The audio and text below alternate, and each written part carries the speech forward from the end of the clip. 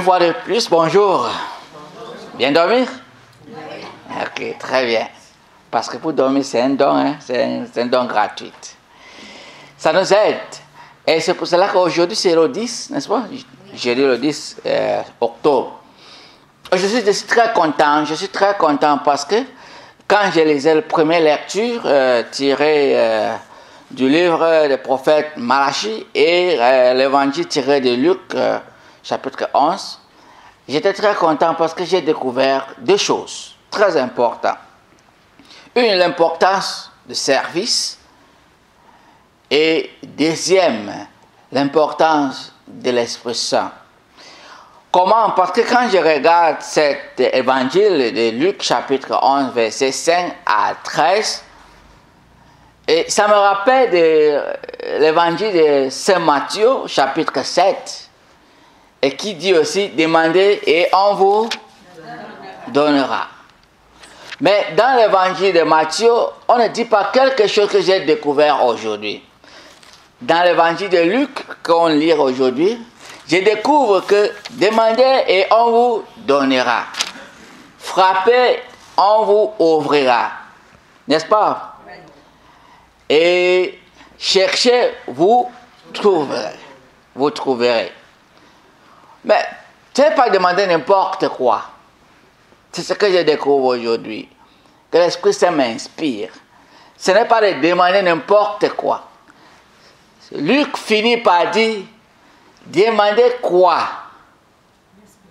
Demandez l'Esprit Saint.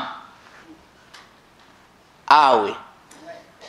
Luc est plus précise pour dire, si on a l'Esprit Saint, tout ce qu'on demande, on va avoir. Vous comprenez ce que ça veut dire? Quand l'onction de l'Esprit Saint est avec nous, tout ce qu'on prononce, Dieu le fait. Beaucoup de fois, les choses qu'on demande ne sont pas des choses que l'Esprit Saint nous inspire à demander. Parce que quand on a l'Esprit Saint nous inspire de demander ce qui est OK et ce qui est important à ce moment et selon cette situation. Et c'est pour cela que quand on regarde l'évangile d'aujourd'hui, je suis très content que ça précise, demandez et on vous donnera. On vous donnera. Mais moi, je pensais que c'était bon. Quand je vais demander, j'ai besoin du pain, Seigneur, donne-moi le pain. Quand j'ai besoin de café, donne-moi le café. Quand je vais bouffer, Seigneur, je vais bouffer. C'est pas ça. C'est demander que Dieu te donne l'Esprit Saint. Et quand tu as l'Esprit Saint va t'aider pour mettre les priorités. Et quand tu demandes, et ça se passe. Et ce qui est encore très intéressant aujourd'hui, c'est selon le prophète Malachi. Quand le Seigneur dit, il sera indulgent à ceux qui le servent. Vous comprenez ce que ça veut dire? Donc, ceux qui l'aiment, c'est très bon pour aimer le Seigneur. Il y a beaucoup qui aiment le Seigneur. Oh Seigneur, je t'aime, oui. Oh Seigneur, tu sais que je t'aime, oui. Seigneur, tu sais que je vais mourir pour toi, oui. C'est bon. Mais le meilleur, c'est pour servir le Seigneur. Vrai ou faux? Oui. Oui. C'est pour servir le Seigneur que le Seigneur sera indulgent, même ceux-là qui commettent les péchés par leur faiblesse, mais qui sait Dieu. Le Seigneur sera indulgent envers eux. Il va les bénir. Et comme il dit, le soleil de justice se lèvera sur eux. Il apportera la guérison dans son rayonnement. C'est le Seigneur qui dit. Donc ceux qui servent le Seigneur sont choyés, sont spéciaux, sont plus valeureux. C'est comme le gouvernement. Ceux qui servent le gouvernement du Canada sont plus précieux. Vrai ou faux? Vous dites, mais c'est ça. Et c'est pour ça que quand tu sais le gouvernement, certains ont quoi? L'autorité diplomatique. Est-ce qu'ils ne sont pas Canadiens comme les autres? Et pourquoi ils ont la statue diplomatique. Est-ce qu'ils sont plus importants que le gouvernement? Non. Plus que les autres, non. Mais ils sont plus importants parce qu'ils servent le gouvernement. Hello?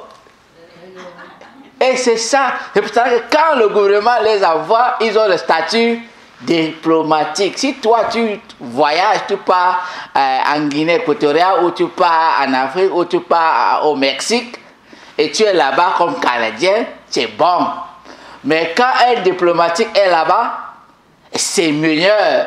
Parce que si quelque chose arrive comme citoyen canadien là-bas, le gouvernement va dire, mais qu'est-ce qu'on va faire? Est-ce que c'est important ou non?